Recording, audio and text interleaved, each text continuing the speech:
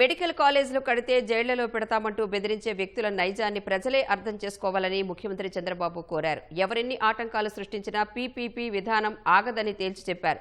వాజ్పేయి హయాంలో తెచ్చిన సంస్కరణలు ప్రభుత్వ ప్రైవేటు భాగస్వామ్యంతోనే అన్ని విధాల అభివృద్ధి సాధ్యమని నిరూపించాయన్నారు.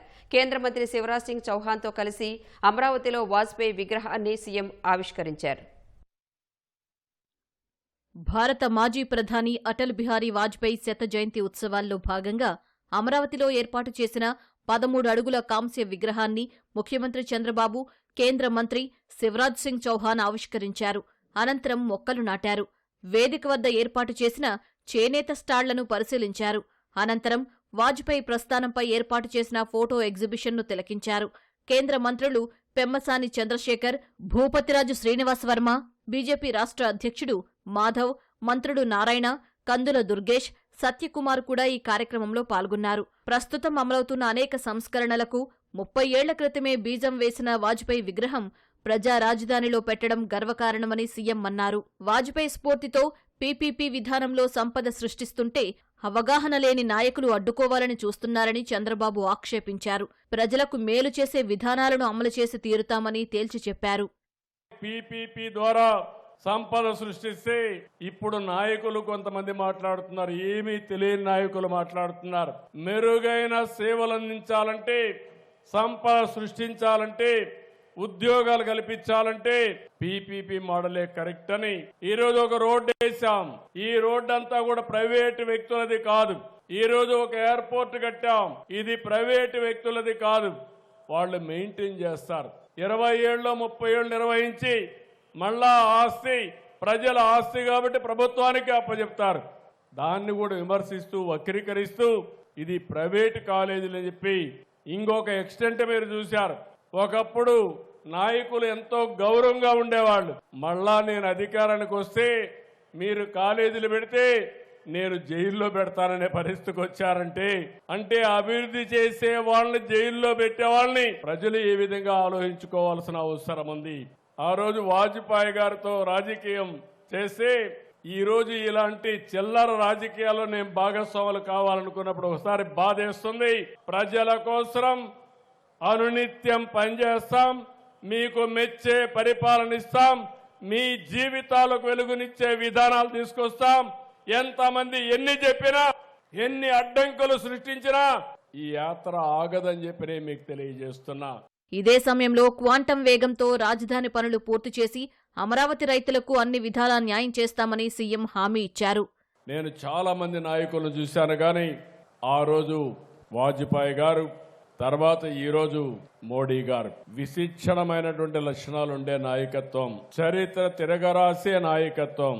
ఆయన ప్రధానిగా ఉన్నప్పుడు నాకంటే సన్నిహితంగా ఉన్న వ్యక్తులు కనపడరు. ఈ రోజు ఈ దేశంలో ఆర్థిక సంస్కరణల తర్వాత దేశ ప్రగతికి ఒక స్ట్రాంగ్ ఫౌండేషన్ వేసిన వ్యక్తి అటల్ బిహారీ వాజ్పేయి అని చెప్పి కూడా నేను మీకు తెలియజేస్తున్నా. నేను ఆ రోజు ఆయన పక్కన ఉన్నప్పుడు ఓసారి ఆనందం కలుగుతుంది. ఇక్కడుండే రైతాంగాన్ని అన్ని విధాలు ఆదుకుంటాం, ముమ్మరంగా పనులు అవుతున్నాయి. మొన్నటి వరకు స్లోగా ఉన్న పనులు స్పీడ్ కూడా పెంచాం, ఇంకా కూడా గేర్ పెంచుతాం. సైబరాబాద్ ని మీరు చూస్తే ఆ రోజు హైటెక్ సిటీతో ప్రారంభమైంది. ఇప్పుడు అమరావతిని మీరు చూస్తే క్వాంటం వ్యాలీతో ప్రారంభిస్తా ఉంది. అప్పుడు ఐటీ స్పీడ్, ఇప్పుడు క్వాంటం స్పీడ్. కాబట్టి మీరే ఊహించుకోవచ్చు రేపు డే బై డే ఏ విధంగా మార్పులు వస్తాయో. ప్రతి విషయంలో కూడా నరేంద్ర మోడీ గారు పూర్తిగా సహకరిస్తున్నారు, కేంద్ర ప్రభుత్వం పూర్తిగా సహకరిస్తా ఉంది. మొన్నటి వరకు రాష్ట్రాన్ని మీరు చూస్తే వెంటిలేటర్ పైన ఉంది, ఇప్పుడు రాష్ట్రాన్ని మీరు చూస్తే తిరిగి కోలుకుని నిలదొక్కుని ముందుకు పోయే పరిస్థితికి వచ్చాం. ఎన్డీఏలో వాజ్పేయి చంద్రబాబు జోడీ అప్పట్లో అభివృద్ధికి కొత్త రెక్కలు తొడిగిందని కేంద్ర మంత్రి శివరాజ్ సింగ్ చౌహాన్ అన్నారు. ప్రస్తుతం మోదీ చంద్రబాబు జోడీ దేశాన్ని ప్రగతి పథంలో నడిపిస్తోందని కొనియాడారు. और 98 में जब अटल जी फिर से प्रधानमंत्री बने, अटल जी के और चंद्रबाबू नायडू जी के संबंध कितने मधुर थे। उनके संबंध केवल राजनीतिक नहीं थे, विश्वास, विजन और विकास की साझेदारी थी वो। और प्रधानमंत्री बनने के बाद अटल जी ने पोखरण में परमाणु विस्फोट करके भारत को परमाणु शक्ति संपन्न राष्ट्र बनाया। एनडीए की सरकार में आंध्र प्रदेश के विकास को भी आदरणीय चंद्रबाबू नायडू जी ने एक नई दिशा देने का काम किया और आज मुझे आनंद प्रसन्नता है कि उस काम को श्रीमान नरेंद्र मोदी जी और आंध्र में चंद्रबाबू नायडू जी फिर मिलकर आगे बढ़ाने का काम कर रहे हैं। आज मुझे कहते हुए प्रसन्नता है कि श्रीमान नरेंद्र मोदी जी और चंद्रबाबू नायडू जी 1 और 1 2 नहीं है, 1 और 1 11 है। ये सब पे भारी है जोड़ी। చంద్రబాబు నాయకత్వంలో ఆంధ్రప్రదేశ్ అద్భుతంగా అభివృద్ధి చెందుతోందని శివరాజ్ సింగ్ చౌహాన్ ప్రశంసించారు. అమరావతి క్వాంటం కంప్యూటింగ్ కేంద్రంగా మారుతోందన్నారు. రాష్ట్ర అభివృద్ధికి కేంద్రం నుంచి సంపూర్ణ మద్దతు ఉంటుందని హామీ ఇచ్చారు.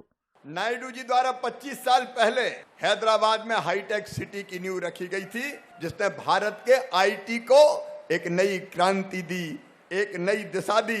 लेकिन नायडू जी रुकने वालों में से नहीं है। अब अगली क्रांति, तकनीकी क्रांति, क्वांटम युग की तरफ ले जा रहे हैं और ये अमरावती तो अद्भुत बनने वाला है। यहाँ क्वांटम वैली बनने वाली है। जो कल्पना चंद्रबाबू नायडू जी की है वो देख के मन आनंद और आत्मविश्वास से और गर्व से भर जाता है। अद्भुत नगरी होगी Amaravati. Healthy Andhra Pradesh, wealthy Andhra Pradesh and happy Andhra Pradesh ये चंद्रबाबू नायडू जी के नेतृत्व में बनने जा रहा है और उसमें भारत सरकार प्रधानमंत्री जी के नेतृत्व में जो सहयोग कर सकती है, हम कोई कसर नहीं छोड़ेंगे। कदम से कदम और कंधे से कंधा मिलाकर चलेंगे। వాజ్పేయి ఎన్టీఆర్ల స్ఫూర్తి చిరస్థాయిగా నిలిచిపోయేలా అమరావతిలో స్మృతి వనాలను తీర్చిదిద్దుతామని చంద్రబాబు ప్రకటించారు. ఎన్టీఆర్కు భారతరత్న ఇవ్వాలని సభలో ఓ రైతు కోరగా కేంద్రం దృష్టికి తీసుకెళ్తామని సీఎం చెప్పారు.